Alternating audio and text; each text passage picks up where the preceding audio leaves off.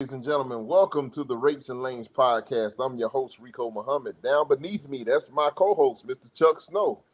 And over there in the corner over there that has the whole side of the screen to herself, Miss Lindsey Trent joins us from NextGen Trucking. She is our special guest this evening. If you guys and girls would do us a very special favor, please like, share, and subscribe to the channel. It helps us out get the message out to a broader audience. If you'd like to participate in tonight's discussion, use the chat feature. If you're looking at us on Facebook or anything like that, Facebook, Instagram, even YouTube, you can use the chat feature. We can see your questions as they come across, and we'll definitely highlight them and weave them into the discussion as we go. But with that being said, and I think I did all the housekeeping really quickly. I'd like to welcome my co-host and Lindsey to the show. Good evening, Lindsey and Chuck. How are you guys doing? You're doing great. Good evening. Doing good. Good. Well, I'm looking forward to tonight's discussion. So, Lindsey, I'm going to turn the floor over to you really quickly. Tell us a little bit. We've had you on the show before. You've told us, and we know a little bit about NextGen Trucking from the last time, but let's do a quick refresher. Let's let everybody know what it is that NextGen Trucking is all about and what you guys stand for. Sure. So, NextGen Trucking, we're really a grassroots movement of people who formed an organization that's a nonprofit. And we formed it because we felt like we have this industry-wide problem and we need an industry-wide solution. And that is that there are not enough young people getting into the industry. We have shortages in our workforce and an aging workforce. Yeah. And so we need more drivers. We need more technicians. We need people to know that trucking has good careers. You can make a living wage in the trucking industry. And we want to connect young people to trucking careers and let them know that it's a viable option when they graduate from school. And so we see that there's a trend of not as many people wanting to go to college. And what are some options out there for these young people if they don't want to go to college, or maybe they want to go to college eventually, but right now they want to work and earn some money? So, what are some options that they can have and ways that they can work and start moving on with their life and supporting a family? And we decided to create the Next Generation in Trucking Association to raise awareness, to create programs, to make trucking an option in the workforce, in schools. Because I'm telling you, all of the other industries are there. They are vying for these young people. They want them to be welders and electricians and plumbers. They want them to go into the medical field. We have to have a voice. Trucking has to be engaged in these conversations, because if we don't, we're going to be worse off and we're going to continue to struggle for people.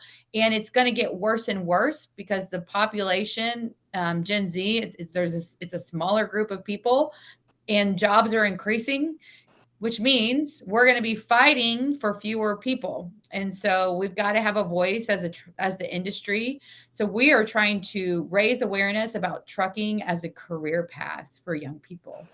I think I started trucking. I think I completed trucking school. I got my CDLs when I was in high school because I started driving school buses when I was in high school. Awesome. And so I went through they had a training program with the for the bus drivers there in my hometown for the high schools. But then to upgrade to get to a class A, I think I finished truck driving school back in 2003, 2002, somewhere in that ballpark. And ever since then, when I finished trucking school, then they always talked about a driver shortage. So definitely, what you guys are talking about and what you guys are trying to do is definitely something that is needed, because here it is, 2023, and definitely we are still looking at a huge driver shortage in the industry. So what are some things that you guys do to help get, I guess, exposure and things of that nature to get people more aware of what it is that your mission and things that you guys do over at NextGen? Yeah, so we're working in three verticals, and those would be professional driving, diesel technicians and heavy medium duty truck technicians, and then also supply chain and logistics. And so, one of the big things that we're trying to do is to connect with high schools and help high schools start these programs depending on their area and where they're at. Whatever makes more sense for their community to start a trucking program.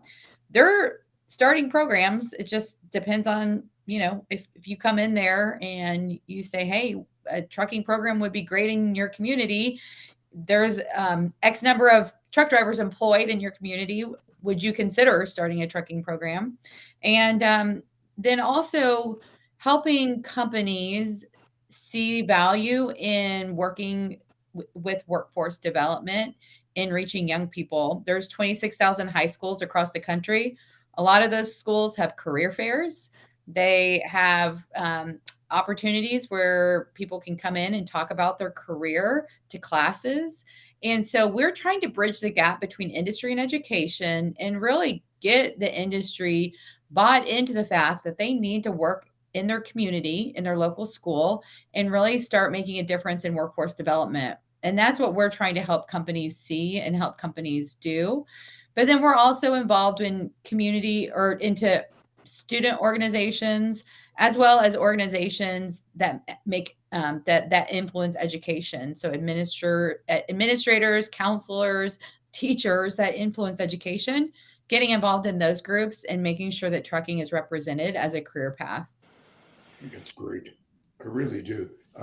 You know, I never went to university, and because I always wanted to, this is what I always wanted to do.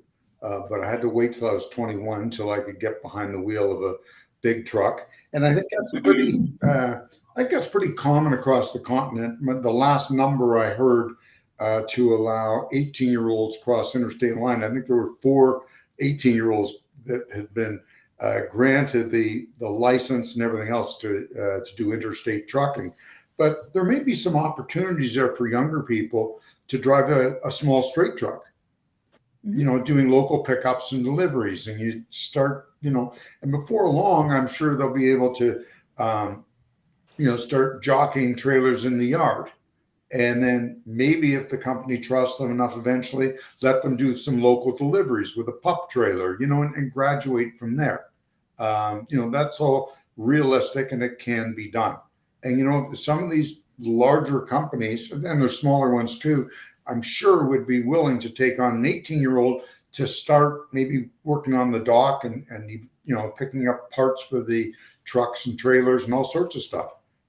And I bet you there's all sorts of openings available. Yeah, it's if you're a company in a community, it's not like you're going to hire 100 18-year-olds. Oh, It's selecting a couple 18-year-olds that are eager to start a career path with your company and that you can develop and mentor and that they can start entry level and you can build them up to the job that they want, which a lot of times these young people, they want to be a driver. yeah. And so creating those career paths for these young people, I on Monday I had a field trip. That was yesterday, right? Um, Yo, so I had about your 50, week yeah, sound like my week. I had 50 students. So we went to a um, field trip at PACCAR Parts in Louisville, Kentucky. There's a PACCAR Parts distribution center. And there was a group of automotive technology students from a local high school automotive technology program. This program also does touch on diesel tech training. And we brought these students in to tour PACCAR Parts. We had the local Kenworth dealer come and talk to the Wow. students. And we talked to the students, and there are students that are super engaged. There are students that came up to talk to me afterwards and said, "I'm 16. I want to. This is what I want to do in trucking." And so there are young people that we want to get in our industry, and we want to introduce them to the great careers that we offer, and trying to create those pathways for them.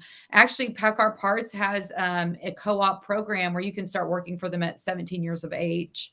And so it's an 8-week program. So they're going to have summer students this summer, come and work for them and take them through different career opportunities at PACCAR Parts.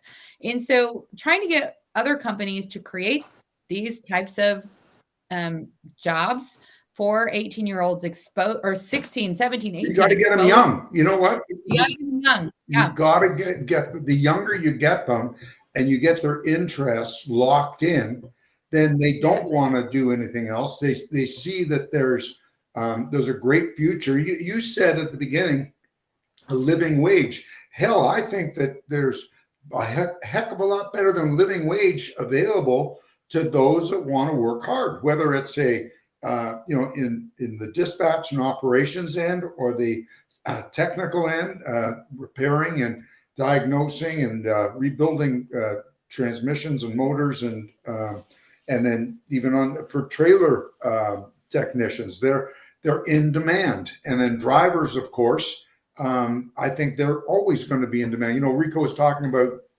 2002. That era, 2003, yeah, there was a driver shortage coming, but it was more money back then, because the truck drivers in that era were probably making about 30 cents a mile. Today, that's about right. Yeah, today drivers are making, and that's so on 100,000 miles a year, that driver would make $30,000 today.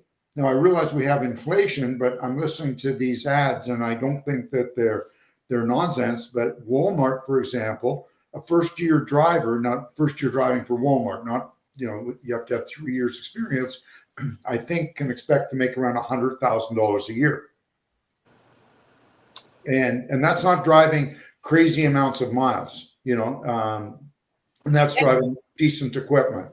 So I think that the opportunities out there, I know in the freight brokerage business, how much a brokerage a carrier salesperson makes, a good one, and I know how much a good salesperson makes. I got to tell you, a good freight salesperson can make more than a brain surgeon. Yeah. So did you know, let me ask you this, did you know that Walmart just created a program where an associate to driver program? So if there's an associate that comes in there and works as a cashier, or maybe they work in the back stocking shelves, but they do a good job and they express interest in wanting to be a driver, Walmart is now taking them through the process to become drivers and training them. And that's a new thing. And so we as an industry need to create these career paths where people can come in entry level, and we're going to train them and build them up, because young people, they want to be invested in, and they want to look at companies when they start applying for jobs saying, this company is going to invest in me as a person. And I want to work for a company like that, because I want to be invested in, and I want to start my career and hopefully work for this company for many years as they invest in me and train me. Yeah, I think we're going back to that. We went through a period of time, unfortunately, where people hopped around a lot. Whatever, the grass was always greener on the other side of the fence. I think people see now, if you join a company that's going to invest in you, they're investing in you, you need to give back. It's a two-way street. And if you want them to invest in you and to continue investing in you, you've got to invest in them and give them all you have, and not worry about what's on the other side of the fence, because grass is always greener on the other side of the fence. Right. Because it needs to be cut too. But it never is. And I think that we're going to see a real change, because all of a sudden we're hearing more and more about layoffs. And, I have a relative of mine whose daughter quit a really good job, went back to school, learned how to do coding, and took a year course in coding, became proficient at it. She can't get a job now. Yep. What? No, cannot get a job because things have changed that quickly. A year ago, they were lined up to hire them. So you know what? You kind of want that security. Yeah, you can always be secure as a truck driver. That's for sure. Yeah. So you were saying coming in a little earlier about the the three different verticals, which is driving. You got driving. That's one aspect. The technicians and the three T. Well, I'm gonna say Supply three chain. TL, but the supply chain professionals. Yeah. Out of those three, where do you see the most interest from the young people? Where do you see, which career path are they most kind of interested in going on? And is there one particular path that you guys, I don't want to say that you guys are pushing more than the other one, but I'm just curious as to which way does the numbers bear out that you guys are having the most people interested in? Yeah, I mean, that's a good question. There there are about a little over 200 high school diesel tech programs already established across the country. Right. So, the ASC, they've done a good job getting those programs started. Um, and there's a lot of interest with people among that in diesel technician. And I say diesel, a lot of them are moving to medium heavy duty trucks. Right. A lot of the diesel programs too also cater to off highway. So it's both on and off highway. Right. So us as an industry, yet again, we have to get into those programs because the agriculture community, they're in those programs. And so do we want them to come and work in trucking, or do we want them to work off highway and on that type of equipment? And so there is a lot of interest in terms of mechanics. I'm finding like supply chain, there is definitely interest. It is more of a community college or 4-year degree type program, Right. but there are more and more high school supply chain programs that are happening, and we're involved with getting those started. I've found if I can come in as they plan those programs to get started, they're either going to be more of a manufacturing heavy or supply chain logistics distribution heavy. And I want them to be more supply chain logistics distribution heavy. So trying to come in and make an impact in that is something that we're doing. We're also working with Central Arkansas, the University of Central Arkansas. They have a great supply chain program, and they've created a survey for us about all of the supply chain programs in post-secondary across the country. So we'll have that later out this summer. 20, 30 years ago, there were a handful of post-secondary supply chain programs, and now there's a lot. Yeah. And so that is definitely growing. And then, of course, CDL driving is definitely something that we want to promote out there. The co-founder of NextGen, his name is Dave Dine, and he started a high school trucking program. So we're trying to replicate his program across the country. His program, it's a senior level course, but we are creating a 2-year pathway for that. It is driver simulation training. It's classroom instruction. We're teaching drivers with the supply chain fitness company how to stay healthy on the road, how to exercise on the road, how to mentally stay healthy on the road. That's a huge part. It's huge. So we're creating this very well-rounded curriculum for a high school trucking program. Then when they graduate, they go on to the local community college or a private driving school to get their behind the wheel training. Or they go and work for a company and eventually start driving for them at 21, just depending on who they go work for in that career path. So we've got to create these opportunities for these young people before they can come into our industry. And that's what NextGen trucking, we're all about. There was some legislation that was out. I don't know or don't remember what was the outcome of it, but there was some legislation that was being pushed about allowing 18-year-olds to drive across state lines. Yeah. So do you? I'm asking advisingly of you. Do you know of that legislation and what was the outcome with that, or how did that work out? You're probably referring to the Safe Driver Apprenticeship Pilot Program, or the SDAP. And they have, so the FMCSA has approved for 3,000 apprentices to be able to drive interstate. It launched this past fall. So carriers have to go through a really strenuous process to have a Department of Labor apprenticeship program, as well as they have a lot of guidelines that they have to follow through the FMCSA. So there's really not a whole lot of carriers in it, but there are more and more every week. I feel like they're adding some carriers in it. And we're working with a lot of the companies that are in it, and we are very involved in getting that passed. And we want it to be successful because we want 18-year-olds to be able to drive interstate. And so it's happening. It's there. It's just, hopefully we'll get more and more carriers doing it and more apprentices that are in the program. So it's a pilot program. How long do you know? Are you familiar with how long it's supposed to last? Or Yeah, it's a 3-year program. 3 years. So basically there's 3,000 spots that are open at any given time for the next 3 years. So as somebody graduates out of it as a 21-year-old, because maybe somebody went in at 20, and then they graduate at 21. So that would make it, then there's another open spot for somebody to drive interstate. There's a lot of qualifications though for the driver trainer. There's a lot of qualifications for the equipment. The equipment has to have inward facing cameras, which a lot of companies didn't want to do. So they are out of the program. There are a lot of requirements for the carrier itself, and that they have to have pretty high CSA scores. So it's a pretty strenuous process to get approved. And then the apprentice has to get approved.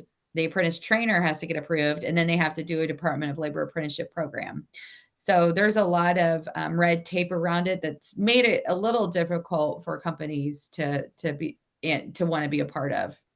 I can understand some of those parameters, though. I mean, you want to make sure that you're instilling good habits from the start, because a lot of times, even people that think that they're safe or whatever, sometimes have some bad habits, and it's good to try to, if you can establish really good and great habits right from the beginning, you have a lot better chance of maintaining that throughout a person's career.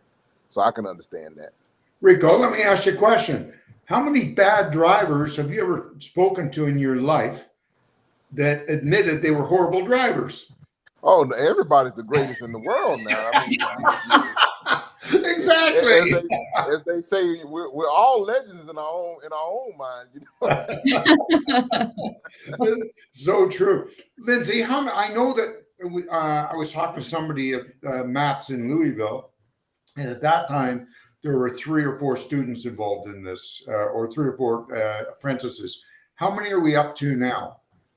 I would say maybe we've doubled it right now. Okay. So yeah, but there are some more and more carriers are joining in some bigger carriers.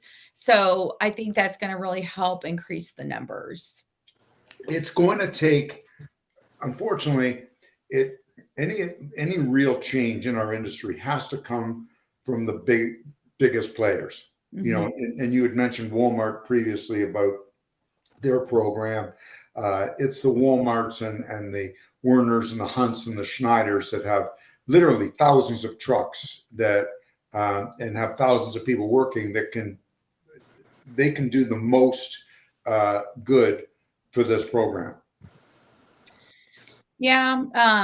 Unfortunately, though, there's so many stipulations. Like, for instance, Werner really wants to be in this Safe Driver Apprenticeship Pilot Program, but they have committed to their drivers that they're not going to have inward-facing cameras, and so that will change.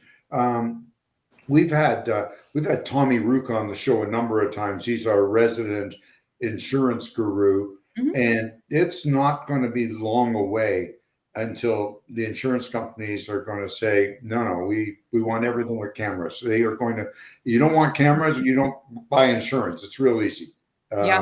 Because they need to protect themselves, and they need to show that the driver wasn't doing anything wrong. And if the driver was doing something wrong, then they know, right, the insurance company knows right away, we need to settle this. We're not going to bring it into, we're not going to, fight this and go into litigation.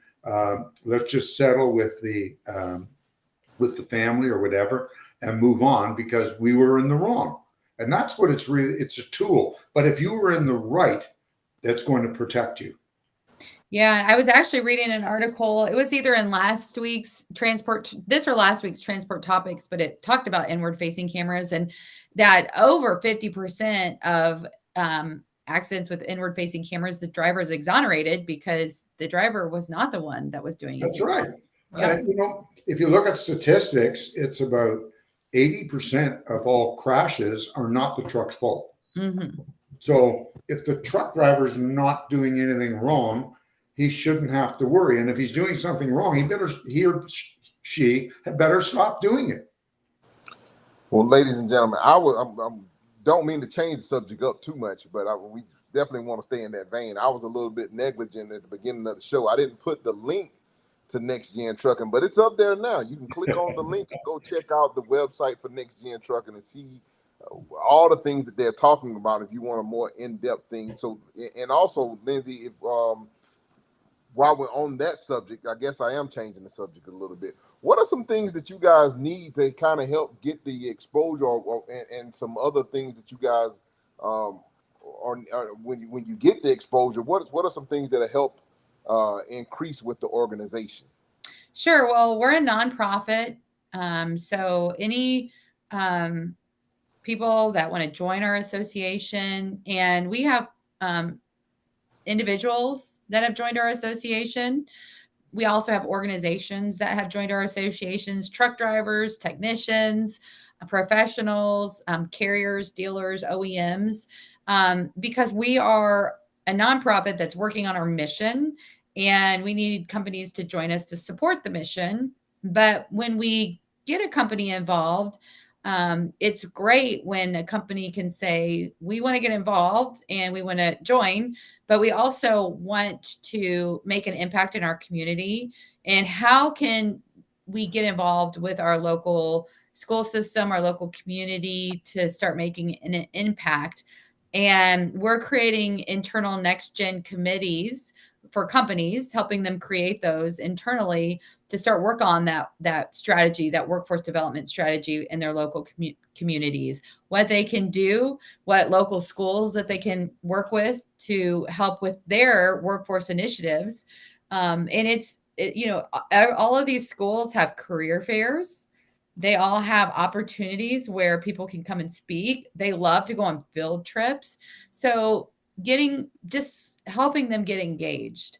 Maybe you want to host a touch a truck event. All the different things that you can do to work within your community and give back to your community. And I really think that you can give back to your community by helping create that workforce that's going to provide these young people with good jobs. It's about getting them on the right path. And we literally, we've seen young people's lives changed because we're finding a lot of these young people that they're not excelling in traditional education, and we need to give them other opportunities. They're more hands-on learners. We need to give them other opportunities where they can be successful in a career path, but that they're also proud about, and they can also see a future for themselves and support a family. And so these students don't want to go to college. And so we need to connect the dots, help them create a future life for themselves. And we've literally seen students turn their lives around because of getting on this right career path and getting excited and being good at something and being passionate about it. Yeah. You know what? I think a lot of people aren't made, schools are, our school systems throughout North America, it's a cookie cutter system. And as long as you fit, the round pegs into the round holes, you'll do very well. But if you are one of those people that doesn't fit in, if you're a round peg and they're trying to put you in a square hole, it's not going to work. And that's where trucking personally, and that's why I'm so passionate about it. It provided somebody like me with a home, with acceptance. There were a group of people when I got into it that accepted me. The fact, yeah, I was a misfit, and they're misfits, and we were all misfits, and that's why we got together, because none of us wanted to go to school. It's just wasn't in our DNA, but we all excelled at what we did. And it feels good to be accepted, and it feels good to do well. And that's what people want. And, the kids trying out for colleges that they don't really want to go to, for courses they don't really want to take, doesn't make for happy people. Well, and not only that, you look at the return on investment. I mean, for Yes. a person to go to college nowadays and rack up all of the student loan debt that they have, and being able to actually get into an industry where you can, like Lindsey said, you can actually support yourself. It makes a huge difference. But now, to change subject once more, we're gonna do away with the pleasantries. I told you I was gonna bring it up. We talked all about, we're doing all this talking about the future and everything, and the big buzzword of the future is AI. Where is everything headed with all the new technology that's come in? You got the Jetsons. You're gonna have trucks that fly and all that good stuff. Let alone drive themselves. They're gonna be flying. Yeah. So with all of that being said, Lindsey, where do you guys feel? We're talking about the future of trucking and the next generation of trucking. Where do you think that the next generation? How does the outlook as far as the transportation industry look for that next gen? Yeah, well, so in terms of Gen Z, they love technology. They expect to go and work for an industry that's focused on technology and that's technology forward. And so, we see a trend that trucks are going to be autonomous, and there's still going to be operators in those trucks. Yeah. And so the driving position is just going to shift. It's going to be more of a driver/operator job. And that's going to be a lot cooler for a young person to get behind the wheel of an autonomous truck. And so we see it as a plus and as an advantage. Hey, if you have all these insurance companies not wanting to cover people, well, autonomous trucks are going to take out the errors, hopefully. So we're going to be safer on the road, and the operators are going to be there helping. So this is going to be a good thing for our industry and for the next generation, but it's going to take time. We don't know if we'll see it in our lifetime. Right. And we also know that some of the applications aren't going to fit as well, like food distribution, because somebody has to go out and physically deliver the products into a receiving dock. I got to work in a Gordon food service truck a month or so ago, and we made deliveries to 10 to 15 schools, and we were going in and talking to the lunch ladies and stacking up those boxes. Excuse me. So autonomous trucks can't do some of those things. Can't do any of it. They can Right. go in a straight line, weather permitting. Okay. Right. That's right. Because nobody has brought this up. What happens when you're running through a storm? No, that's right. Snowstorm. What happens when you're running through one of those famous windstorms that happen all the time in Wyoming? I'd love to see how an autonomous truck figures that one out. Right. No, you're so right. My buddy Rico, he's a big fan of this science fiction stuff. I prefer the real world. And I know that, listen, I ate humble pie on this, on this very show about 6 months ago, when the largest grocery chain in Canada, they were caught running 2 autonomous 5-ton trucks in Ontario here in a fairly congested area. Now, I don't know whether that was a press gag or whether they're still doing it. I haven't heard anything since. But you know what? If it was for PR, they certainly got enough of it. So, and I know that Walmart is running a straight truck for home deliveries somewhere around Bentonville. And I have seen I know there are autonomous vehicles in enclosed circumstances, Hmm. and it makes a lot of sense in a big freight yard or shipyard where you can do it. And I know that farming has taken on autonomous equipment, and you have a great big farm out in Alberta or in the Dakotas or Montana that's a couple thousand acres, and you set a combine and you set the you set the perimeters for it, and you don't need an operator in it. But that's a little different. It's not going up and down the interstate with school buses and motorbikes and everything else. So, I think that the technology that's being created through autonomous trucks, I think that's a game changer. Yeah. I totally agree. All these sensors, if you've driven a new truck or been in one, my God, it sounds like a casino almost. Ding, ding, ding, ding, ding, ding, and the buzzers and lights and everything else. It's somewhat, as someone I know said, it's somewhat distracting for a real truck driver, an old school guy like us, to get behind the wheel of one of these things, because it's so noisy now in a new truck, because you've got all these sensors telling you there's a car beside you.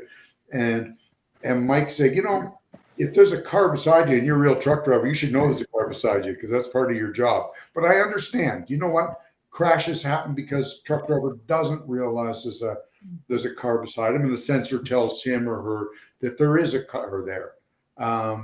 That's great as long as that sensor's working. What does concern me about all this stuff, what happens when it doesn't work? Rico and I were in Atlanta a few years ago, and they were showcasing a truck with no mirrors, and and they got permission to start running them, and I thought it's great. You look at everything with a camera, and I saw something like that on a great big motorhome about 30, 35 years ago, where this guy that owned it was one of those great big, at the time, $500,000 motorhomes, and in addition to his mirrors, he had cameras on the back and at the sides, and it made driving pretty easy for somebody that was not a truck driver. But my concern is what happens with these vehicles that have all these sensors when those sensors don't work, and you don't understand how to do the job without the sensors. And that concerns me, because those sensors are your training wheels. Yeah. And all of a sudden you're riding down the road with your training wheels and they fly off. What do you do then? Yeah, that's the part that really concerns me. Yeah. The other thing is to consider is by 2035, there's going to be 4.1 million trucks on the road. And how many trucks per year can an OEM put out? I think that number, is 300,000 total for the OEMs. Right. So how many years is it going to take us to get to the autonomous trucks to be on the road? So it's going to be a long process. And there's a lot of different opinions about that, but there's an interesting study by Roland Berger. And if you are interested, you should go look that up and read through that study, because it's an interesting study about autonomous trucks. Yeah, I think that it's really helped things, but I don't think we can hang our hats on them totally. It's not going to get rid of the labor problem. The only way I think we get rid of the labor problem is, as we alluded to earlier in our green room discussion for the show, I think we have to take the stuff out of trucking that makes people uncomfortable. I'll start with the truck stops. We've got to get them on board and make truck stops good again, because they used to be really good, and now, unfortunately, that they're not what they were. They don't even resemble what they were. I was with somebody recently, and we stopped at a truck stop. Now, it was a smaller one, and I kid you not, I swear on my kids and grandkids, the healthiest thing I could find to eat, and I'm really fussy what I eat, was, without a word of lie, was salted cashews. Oh, that was the healthiest thing. I got to tell you, I will never eat another salted cashew again. Yeah. I thought I was going to be sick. But That's not right. Okay. And think about it from a business perspective. Who in their right mind runs a business and wants to hurt their customers? Like, it doesn't make any sense. These are the people that support you. You want them to be healthy. You know, you want them to live long and healthy lives because those are your customers. You want to protect them, but these guys don't get it. And we have to start there, and we also have to start, I think, with behavior at the shipping and receiving docks towards drivers. You know, part of it that I think, as an industry, trucking maybe has to do some things a little bit different. I know whenever I go into a place, I hate being referred to as driver. You know, but in fairness to them, I don't have my name on my jacket. Now, maybe if we went back to uniforms where people had their name on their jacket, people could see, oh, hi, Lindsey, hi, Rico, hi, Chuck, rather than driver. But well, one thing that I'm really huge on is definitely accountability, and we got to do our, and like you said, we definitely have to go a long ways in trying to change our image as an industry, and we got to do better with, and maybe, like I said, training up and having good habits established early definitely can help out with that, which is a critical component for next gen trucking. That we getting these potential people while they're younger, and giving them good habits, giving them a good foundation. And what I was alluding to when I was saying about the accountability part, a lot of things that have ruined the relationship with trucking and shippers has been we got weirdos in trucking, but you got people. We gotta be. We're all a little bit off in trucking. I think you gotta be just a little bit off. But we can't. We have to stop. We have to make sure that we're not throwing trash in the parking lots. yes, That we're respecting the people's property, and it's just when people see that and they associate that with, it only takes one person to ruin it for everybody, because we have to understand that we are representatives of the industry, and so they may not have an opportunity to interact with all of the good drivers, but that one bad driver that comes in there and leaves something unmentionable out in the parking lot, then that's why they're going to be like, no, you can't come here and even use the bathroom. You're using it in the parking lot anyway, so we don't want you in here. So we the accountability part is us on us as new people, and us that are already in the industry, to make sure that we try to clean up that image, to make sure that we make every interaction that we possibly can a pleasant interaction. I think we have to take that onus and make sure that it's a good interaction, because people, when you have a good interaction with them, people remember that. People may not remember a lot of things, but if you definitely are pleasant and a pleasure to deal with, they definitely will remember that. That's exactly right. Yeah, you know what? We have to somehow, and Rico and I have talked about this for years, we have to figure out how to create that awareness in the industry, so that the people in the industry themselves take on that pride. And the pride that this industry was built on. It was truckers had a reputation of the knights of the road. We were, now granted, it's a different world today, but I remember as a kid up in Canada, two of the breweries had strict instructions for their drivers. If you saw a motorist in distress, that was part of your job. You had to you had to stop your truck and get out and help somebody fix a tire, change a flat tire. That's awesome. And it's also been a situation where a lot of times, especially with old school trucking, you have guys that ride around they see another truck broke down. You wouldn't very rarely would a truck would they pass the truck and just leave them broken down. You had some guys that even rode around, had spare parts in the truck, and if they broke down and the person needed the spare part or whatever, they would help them pull over and help them fix and repair the spare part. So we got to get back. We got to kind of get some of that stuff back going. But like I said, I think that first off, if we definitely establish just some good solid habits and things of that nature to start out with, I think that goes a long way, because I think that, you know, we've picked up a couple of bad habits here and there as we've progressed and gone on, and a lot of people have seen, you know, well, they're doing it, and I guess it is no big deal. But like I said, we got to have some pride. Like they say, you know, you talk about it. You look at your neighborhoods, pride and ownerships, things like that. You know, you don't. You might say something to your neighbor if the grass gets a little bit too high. You know. Yeah, one of our listeners just put something in. That helps keep everything up, because you're kind of policing one another. You know what I mean? That's right. Well, it's holding each other accountable. Yeah. You know, I've tried for years and tried to reason with people, like said to guys, you know, you look like a fool. You know, you dress like you're going to the beach. You're not dressed like a truck driver. And, you know, they're not truck drivers. They're people that drive trucks. They're not doing it out of passion.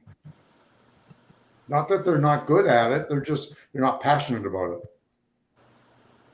You know, and that's the difference. And I think that generation that we're talking about, that Rico was talking about, where you had people that carried spare parts and drivers that would pull over for another driver and help them get going. You know what? That's all gone, unfortunately. We have to somehow figure out how to bring that back. I've seen truck drivers from the same company pass one of their broken down trucks on the road and leave one of their other, you know, and just drive on. Yeah, that used to be a thing. Like I say, if you seen the same company, at least you could at least expect that if another driver of the same company was coming along, they definitely would stop and check in on you. Andrew Stacy writes here and said, we used to have respect for one another. Respect is no longer there. The word respect goes a long way. You're correct, Andrew, but this is the it may be an admiration on my part, but I'm saying that as old guys that have been in the industry for a while, I think that if we start to carry ourselves in that light, and we kind of, like, you know, not necessarily, you got to watch how you talk to people. And I think that if you say it in the right spirit, if you give it in the right spirit, I think that can help go a long ways. And even sometimes you can give it in the right spirit, and somebody just may be having a terrible day.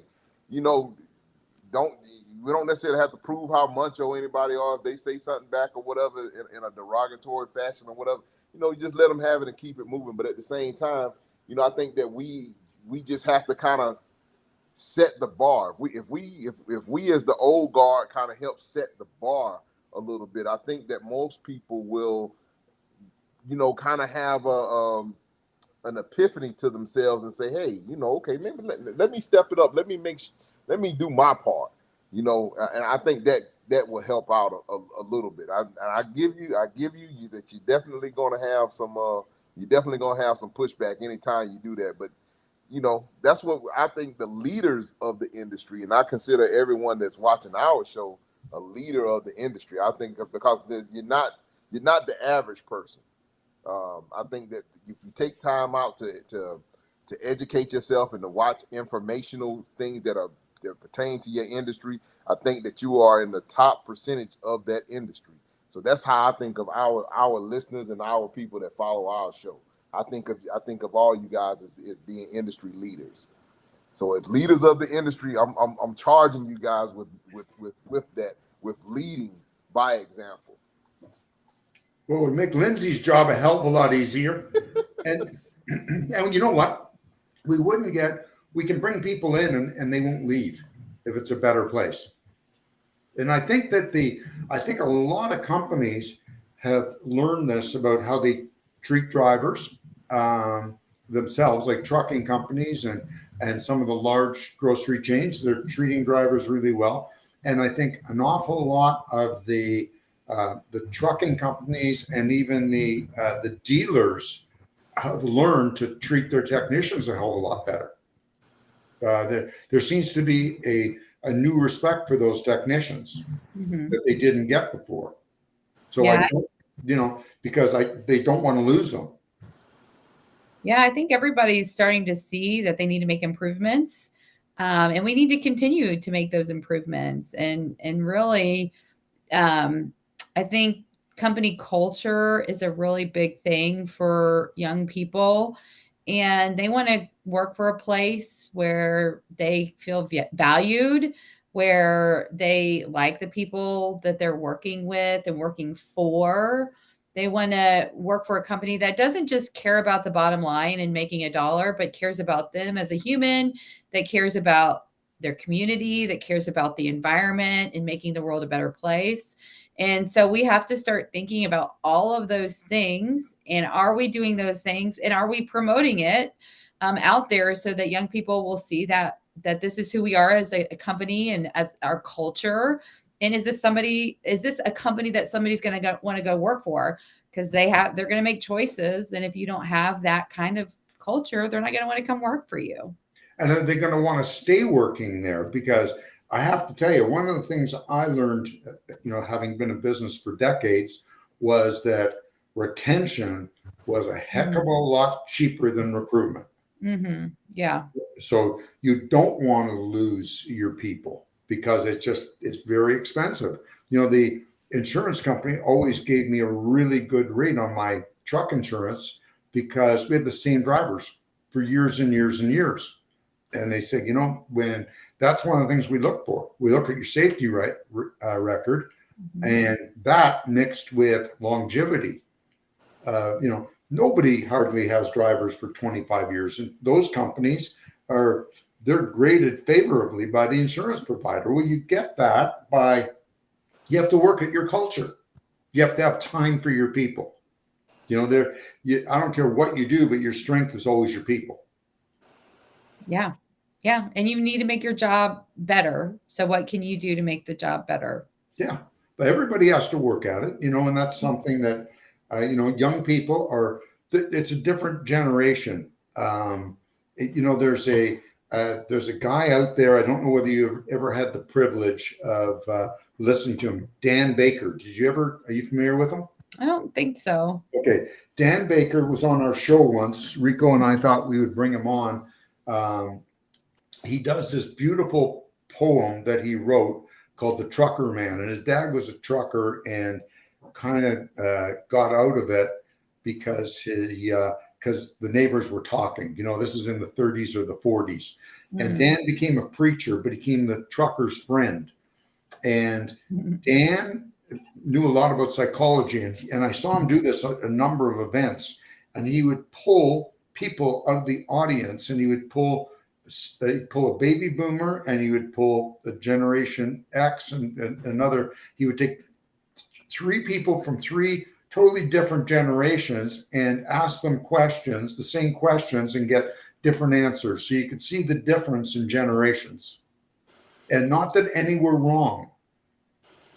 They all had and each generation had their real strong points, and every generation, every group had their weak points.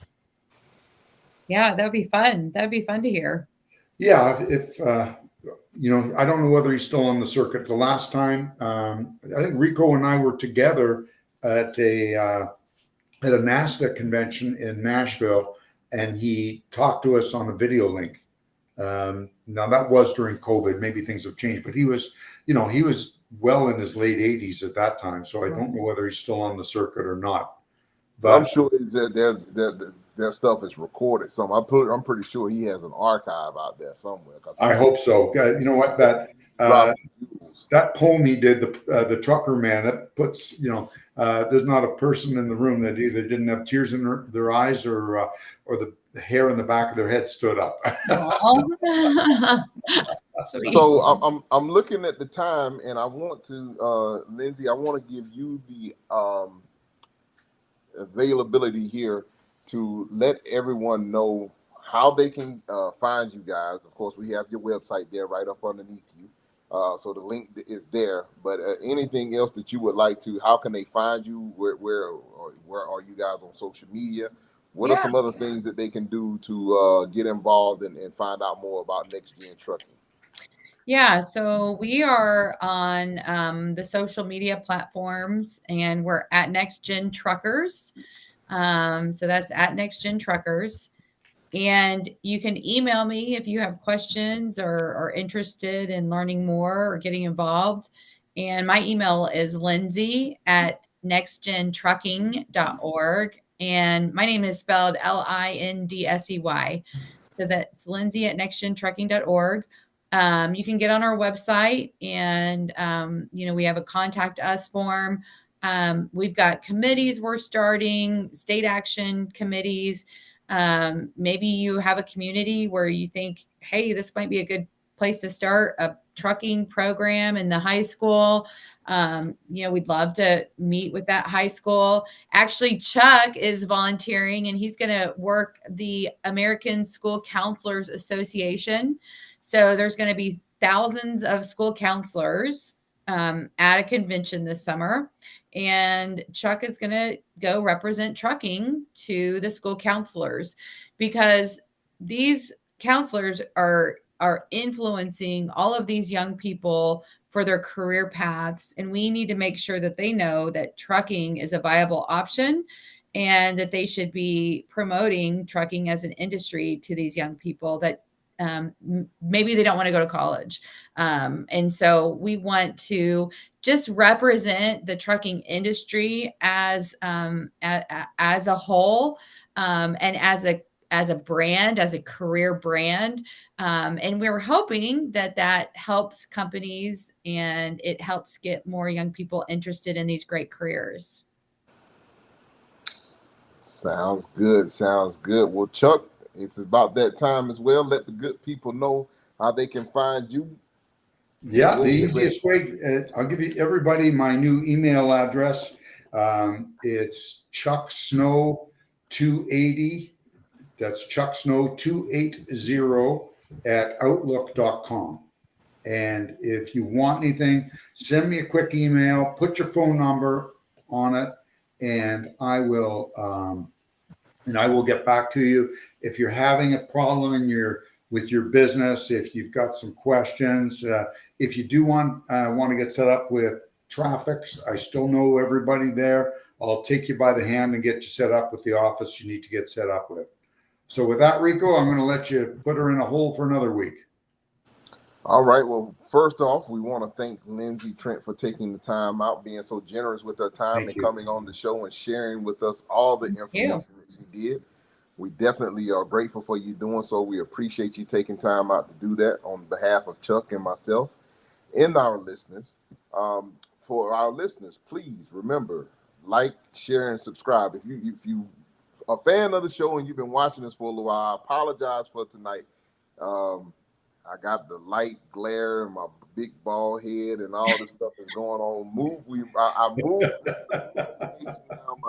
so I'm trying to get the studio kind of straightened out in here. So please, I beg your forgiveness for this week. Hopefully, I'm gonna try to get some better lighting situation and all that good stuff, and get everything set up properly by the next time I'm on here, because I won't be here next week, and I'm not sure, we haven't decided on what we're going to do next week just yet. Daughter's graduating from college this Friday, graduating with a degree in computer science, so we congratulating her. We're going on a little collective celebratory cruise for her for graduating college. So that's kind of that's great. That's wonderful. Going on a little cruise. So I won't be here next week, but hopefully you guys definitely remember to like, share, and subscribe to the show. Tell a friend to tell a friend about the show, and please, by all means, we want you guys to stay safe out there, stay healthy, keep it in between the mustard and the mayonnaise. God bless you and good night. Catch you on the flip flop.